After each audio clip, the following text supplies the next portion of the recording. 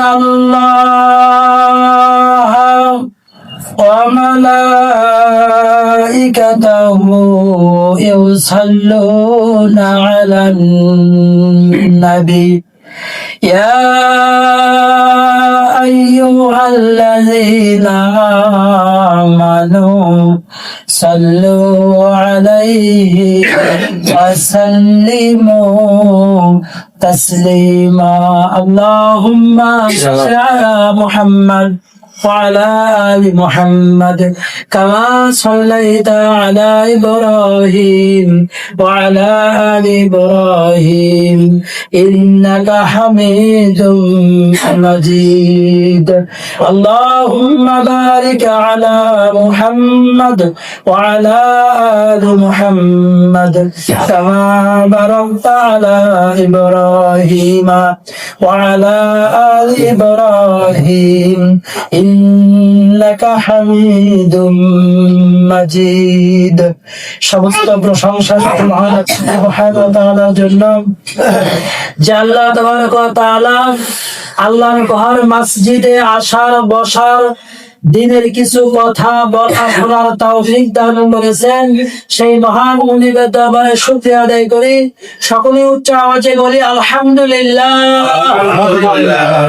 আমাদের প্রাণ প্রিয় রাসূল আমরা সকলে তার প্রতি দরুদ পড়ি, বলি সাল্লাল্লাহু আলাইহি ওয়াসাল্লাম।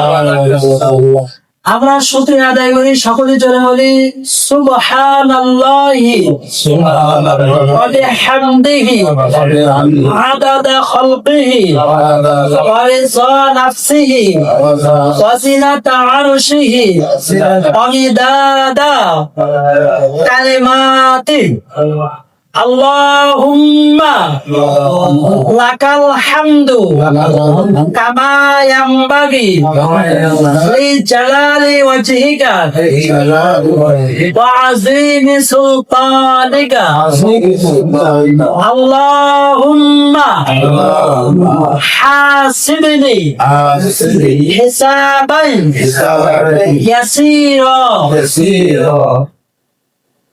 যে কোনো মানুষ যে কোনো সময় এই দোয়া নিয়মিত পড়ে আল্লাহ সুবহানাহু ওয়া তাআলা তার হিসাবটা সহজ করে দেয়। হিসাব সহজ হওয়ার অর্থ কি? হিসাব সহজ হওয়ার মানে কি? হিসাব তো হিসাব আবার কেমন? আল্লাহ সুবহানাহু ওয়া তাআলা ৩০ নম্বর পারা সূরা জিলজালার মধ্যে বলেন فمن يعمل مثقال ذرة خيرا يره ومن يعمل مثقال ذرة شرا يره। আল্লাহু আকবার। আল্লাহ পাক বলেন যারা পরিমাণ নেকের কাজ করলে সেই হিসাবও আমি আল্লাহ নেব।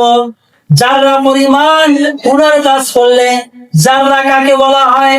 যারা বলা হয় যখন আমরা একটা কাপড় পরিষ্কার করার পরে ঝাড়া দিলে যে পানিটা বের হয়, যে রেণুটা বের হয়, মুফাসসিরিনে কেরাম বলছে এটাকে জাররা বলা হয়।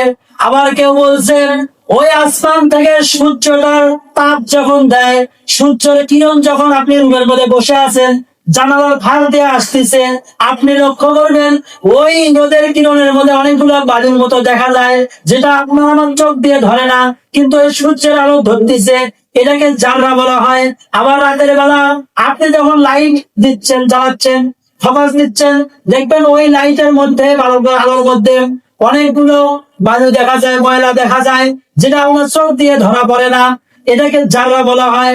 বলছে জাররা পরিমাণ নেকের কাজ করলে সেই হিসাবও আমি আল্লাহ নেব, যারা পরিমাণ গুনার কাজ করলে সেই হিসাব আমি নেব। আল্লাহকে যদি আমরা জিজ্ঞাসা করি আল্লাহ সে যারা পরিমাণ হিসাব আপনি কেমনে নেবেন, আল্লাহ পাক অন্য একটা আয়াতে আবার বলতেছেন যে আমি আল্লাহ 15 নম্বর পারা এরকম 4 নম্বর পৃষ্ঠায় আল্লাহ সুবহানাহু ওয়া তাআলা সূরা বনী ইসরাঈলের মধ্যে বলেন ইকরা, আমি আল্লাহ কিয়ামতের ময়দানে ইকরা প্রথমে পাঠ করতে দেব কিতাবাকা, তোমার কিতাব, কাফা বিনাফসিকা আল-ইয়াওমা আলাইকা হাসিবা। জোরে আল্লাহু আকবার। কিয়ামতের মাঠে আল্লাহ সুবহানাহু ওয়া তাআলা আপনাকে আমাকে আপনার জিন্দগিতে যা নেকের কাজ করেছেন, যা গুনার কাজ করেছেন, ওইটা আল্লাহ পড়তে দেবে, ওইটা আল্লাহ দেখতে দেবেন, ওইটা আল্লাহ পড়তে দেবে। এটা হচ্ছে এক নাম্বার, যে আপনার পাপ কিয়ামতের মাঠে আপনি দেখতে পারবেন।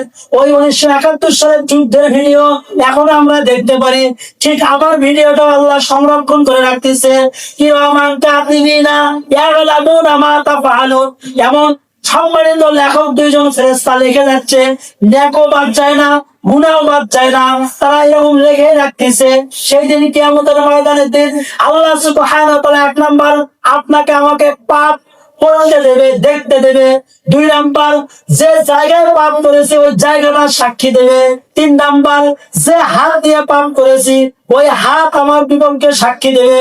যে শরীরটাকে দেখবেন, আপনার আমার এই দুনিয়াতে চলাফেরা করা অবস্থায় মাথাতে চুল আছে, এই এটা আপনার চুল, আবার এই ভুরুতেও চুল আছে। এই চুল বড় হয় কিন্তু ভুরুর চুল বড় হয় না। এই বুঝলামটা হচ্ছে আল্লাহ। আলহামদুলিল্লাহ। হাতের যে নখ দেখা যাচ্ছে এটার রং যেরকম, তাতে রঙও কিন্তু ওই রকম, বাবাজি ঠিক না? কিন্তু এই হাতের নখটা বড় হচ্ছে, প্রতি সপ্তাহে আপনি কাটতেছেন, বলেন না সুবহানাল্লাহ। কিন্তু এই দাগটা আপনার বড় হচ্ছে না, আল্লাহ যেভাবে রাখছে ওইভাবে আছে। যদি এই নখের নখ যেরকম, দাঁত ওই রকম, দাঁত যেরকম বড় হয়, দাঁত যদি ওইরকম বড় হতো, প্রতি সপ্তাহে আপনাকে আমাকে মেডিকেল যা সিরিয়াল ধরা লাগতো দাঁত কাটার জন্য। কথা বলেন ঠিক কিনা? আল্লাহ সুবহানাহু ওয়া তাআলার দয়া। দেখেন সামান্য জিনিস আপনি খেয়াল করে দেখেন, এই চুল পরিষ্কার করবেন তার জন্য সাবান আলাদা। কথা বলেন ঠিক কিনা? আবার আপনি দাঁত যে ময়লা আছে এটা পরিষ্কার করবেন তার জন্য পেস্ট হচ্ছে আলাদা। কথা বলেন ঠিক কিনা? আবার আপনার শরীরের কাপড়টা ময়লা আছে এটা পরিষ্কার করবেন তার জন্য সাবান হচ্ছে আলাদা, গোসল করার সাবান আলাদা, কাপড় পরিষ্কার করার সাবান আলাদা। আপনি আমি প্রতিদিন যে গুনাহের কাজ করতেছি, এই গুনাহের কাজ করার কারণে অন্তরে একটা কালো দাগ পড়ে যাচ্ছে। আল্লাহ পাক নিজে কসম খায় বলছে, ওয়াশ-শামসি ওয়া দুহাহা ওয়াল কমারি ইযা তালাহা ওয়ান নাহারি ইযা জাল্লাহা ওয়া আখরাজাতিল আরদু আসফালাহা ওয়াল আরদু মা তাহাহা ওয়া নাফসি ওয়া মা সাওয়াহা। 11 বার কসম খায় বলছে। কোনদিন বাবা না সন্তানকে যে কোনো কথা মানতে যায়, বলতে যায়, কসম খায় না। শিক্ষক তার ছাত্রকে পড়াতে যায়, কসম খায় না। কিন্তু আমরা মানুষ এত নেব খারাপ, আমরা মানুষ এত নেব খারাপ, আমাদেরকে বুঝাতে যায় আল্লাহ সুবহানাহু ওয়া তাআলা 11 বার কসম খায় বলতেছে, বান্দা তোমাকে আমি আদর করে সৃষ্টি করেছি, সম্মান করে সৃষ্টি করেছি, ভালোবাসা সৃষ্টি করেছি, জাহান্নামে দেওয়ার জন্য না। 16 নম্বর পারা 3 নম্বর পৃষ্ঠায় আল্লাহ পাক বলেন, ইন্নাল্লাযীনা আমানু ওয়া আমিলুস সালিহাতি কানাত লাহুম জান্নাতুল ফিরদাউসি নুজুলা। সুবহানাল্লাহু আকবার। ইমান বা আমল সালেহ করবা, কানাত লাহুম জান্নাতুল ফিরদাউস, তোমার জন্যই আমার জান্নাত বরাদ্দ। জোরে বলেন সুবহানাল্লাহ। আল্লাহ পাক বলতেছে, আমার এই অন্তরটা যখন গুনাহের কারণে কালো হয়ে যায় তখন নেকের কাজ আমার ভালো লাগে না, গুনাহের কাজ আমার ভালো লাগে। যদি আমার অন্তরটা পরিষ্কার থাকতো, এই জন্য আল্লাহ পাক বলেন, উলাইকা কাল আনআমি বাল হুম আদল। ওই লোকগুলো কুকুর খাবারের চাইতেও খারাপ। কোন লোকগুলো?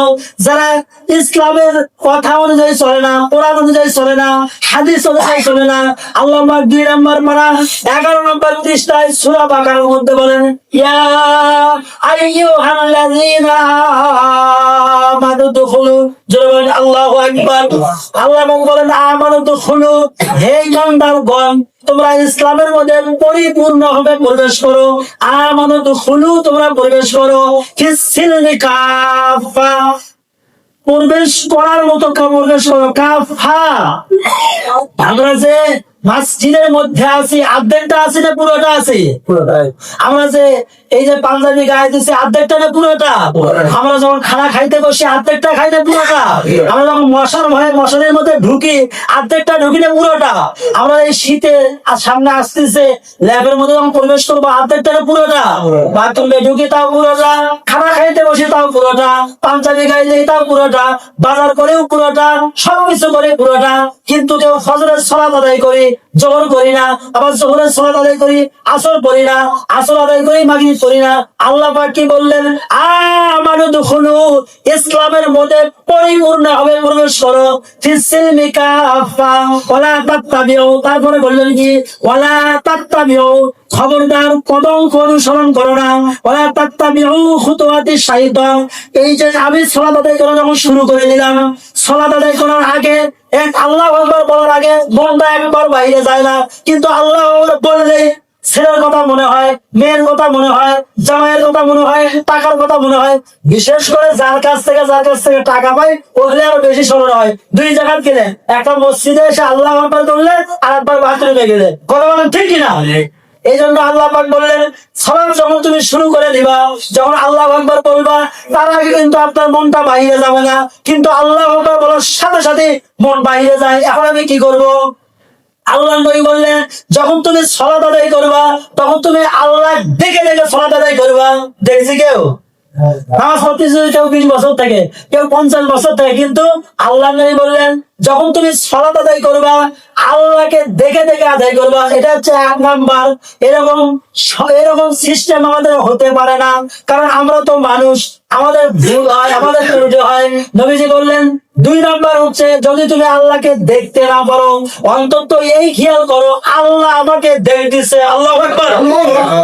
আমার বন্ধু অন্ধ মানুষ, সে হচ্ছে আসামি। এখন জজের সামনে দাঁড়ানো অবস্থায় কোসল মোসল করতেছে, এটা একটু হিমশিম খাচ্ছে।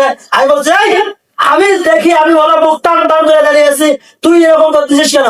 বলছে, ভাই আমি তো জজকে দেখি না, জজ তো আমাকে দেখে। আমার এই হিমশিম খাওয়া দেখে, কুসল মুসল দেখে, আমার এইরকম আনসার দেখে, একটু যদি আমার ভয় ভীতি দেখে জজ যদি একটু মনটা নরম করে, আমাকে নিঃশর্তে মুক্তি দিতে পারে। বলেন সুবহানাল্লাহ। আমি তো ভুলের মধ্যে আছি, আমি তো ত্রুটির মধ্যে আছি, যেভাবে সালাত আদায় করার কথা ছিল ওইভাবে আমি আদায় করতে পারি না। আমার তো সালাত আদায় করার কথা ছিল, আল্লাহু আকবার বলতে দেরি, চোখ দিয়ে পানি আসতে দেরি হবে না। আল্লাহু আকবার বলতে দেরি, আমার তো দেহটা আল্লাহ মুখে হতে দেরি হবে না। সাহাবায়ে কেরাম মসজিদের ভিতরে বাইরে থাকতে আল্লাহ ভুলতেন না, আর আমরা আল্লাহ আকবার বলে আল্লাহ মনে করি না। কথা বলেন ঠিক কিনা? আরে আল্লাহ যে ভুলে গেছি, কথাটাও ভুলে গেছি। আল্লাহ যে ভুলে গেছি, কথাটাও ভুলে গেছি।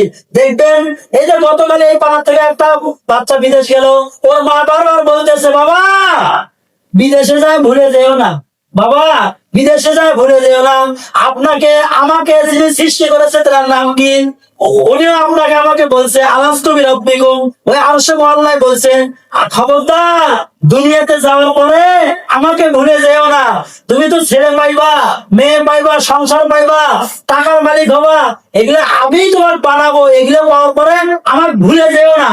আল্লাহ পাক বললেন, আলাস্তু বিরাব্বিকুম, আমি কি তোমাদের রব না?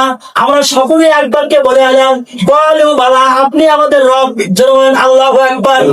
এখানকার মা যেরকম সন্তানকে বারবার বলতেছে, বাবা বিদেশে যাচ্ছ যাও, দেখে শুনে যাও, বাবা সুস্থ ভাবে থাকো, ঠিক মতো খাওয়া দাওয়া করো। আমার এই কথা বলতেছে, বাবা আমাদেরকে একটু খোঁজ খবর দিও, মাঝে মধ্যে ফোন দিও। কথা বলে কি বলে না? ঠিক আমাদের মালিক আমাদেরকে লক্ষ্য করে বলতেছে, ও বান্দা দুনিয়াতে যাচ্ছ যাও, খবরদার আমাকে